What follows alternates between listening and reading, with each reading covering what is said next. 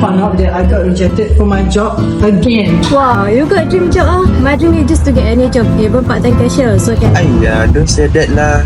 Next thing you know, you will wearing that uniform and asking people lah. Alah kan upset sir. Maybe the mention I would like to include that.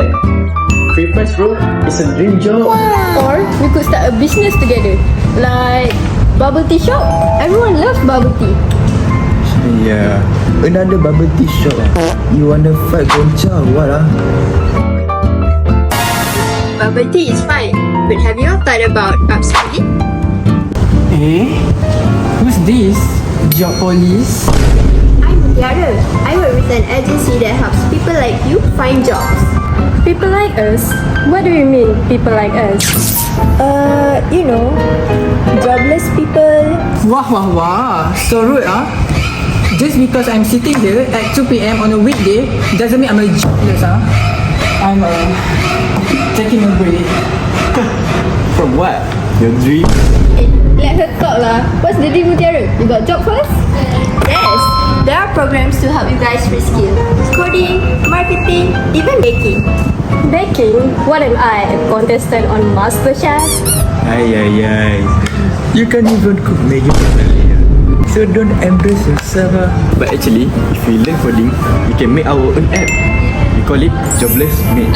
Yes, we match people with jobs and give them motivational quotes like you're not lazy, you're just resting for greatness. Wow, so inspiring. Can put that on my LinkedIn. Okay, let's focus.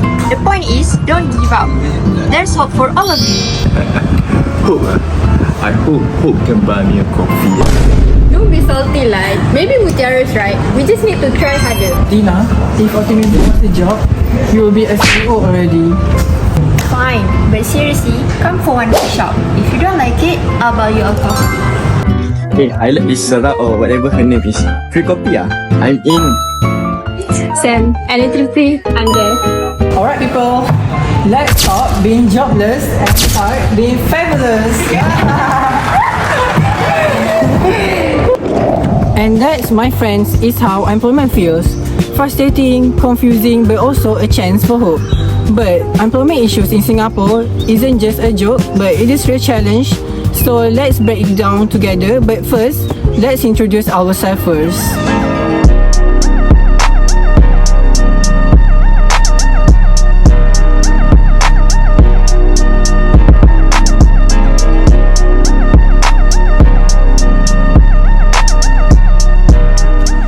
So let's start with introduction of Singapore first. Singapore is a small yet powerful nation in Southeast Asia with a population of 5.64 million in 2024. Its economy relies heavily on trade, with industries like manufacturing, finance, electronic and tourism contributing to a GDP of 650 billion Singapore dollar in 2023. As of May 2024, the overall unemployment rate stood at 2.1%, with higher rate of 2.9% for residents and 3% for citizens.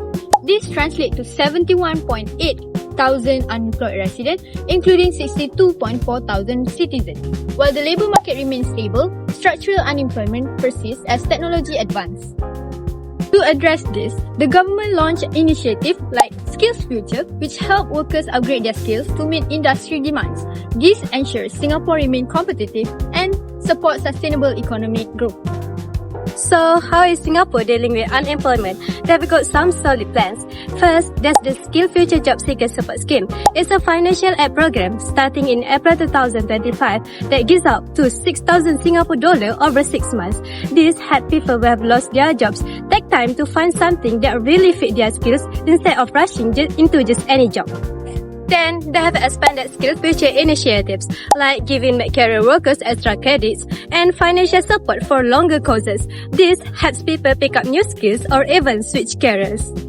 And lastly, there's employment facilitation. Things like career coaching, job matching services, and company attachment through programs like the Mid-Career Pathway programs. This gives job seekers experience and better chances of getting hired. It's clear that Singapore is serious about hiring people get back into the workforce. Now I will explain how the Monetary Authority of Singapore, or MAS, uses monetary policy to address economic issue. MAS is Singapore Central Bank. Its main goal is to keep price stable, which help the economy grow in the long term. Unlike other countries, MAS doesn't rely on tools like interest rate. Instead, it manages the exchange rates. This is because Singapore depends heavily on trade, and a stable exchange rate helps control the cost of importation and inflation. Here how it works. First, Singapore imports most of its goods like food and machinery. By keeping the exchange rate stable, MAS ensures import costs don't rise too much, which help manage inflation. Second, MAS uses something called the Singapore dollar nominal effective exchange rate. This measures the Singapore dollar's value against the currency of its main trading partner. Instead of fixing the rate, MAS allows it to move within a set range to adapt to change. So, in conclusion, this approach creates a stable economy. It reduces uncertainty, encourages business to invest, and helps maintain low unemployment. In short, MAS exchange policy is key to Singapore economic stability and success. Singapore's fiscal policies help keep the economy stable and reduce unemployment. During tough times like the COVID-19 pandemic, the government provided financial support to protect jobs, which kept unemployment lower than it could have been. The government also spends on job creation by investing in areas like infrastructure, healthcare, and education. This creates more opportunities and keeps unemployment low. Another focus is investing in people through education and bringing programs like Skills Future. These programs help workers get better jobs and prepare them for the future.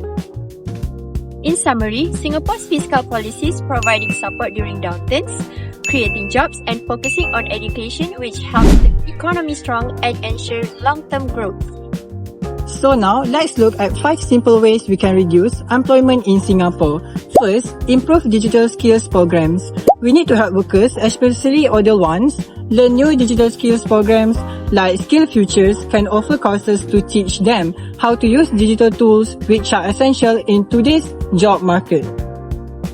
Second, check if current policies are working. Programs like Skill Futures and the Job Seekers Support Schemes should be reviewed regularly. By listening to feedback from workers and companies, we can make these programs more effective. Third, support small businesses. Starting a business can create jobs, so we should provide financial help and resources like startup grants to encourage people to launch their own businesses. Fourth, work with neighboring countries. By partnering with Asian countries, Singapore can create more jobs opportunities across borders and help connect people to regional jobs. Finally, promote flexible work options. We can encourage companies to offer remote or freelance jobs. This will help groups like stay-at-home parents or people with disabilities join the workforce. So, in conclusion, Singapore's unemployment rate is lower than in many countries, but it is still faces challenges like structural and frictional unemployment. So, technology is advancing quickly, which means some workers still become outdated and young people often struggle with underemployment. The government has done a lot to address these issues. Programs like Skill Future, Job Seeker Support Schemes, and variation policies help people get financial assistance, learn new skills, and connect with jobs that match industry's needs. However, there's still room for improvement. Singapore can focus on teaching more digital skills, offering flexible work options like remote jobs, and partnering with Asian countries to create more opportunities. By doing this, Singapore can stay competitive, strengthen its job market, and remain a leading economy in Southeast Asia. In the end, these efforts will prepare both workers and economy for future challenges, ensuring steady growth and a strong workforce. That's all from me, guys. No, from us. Bye!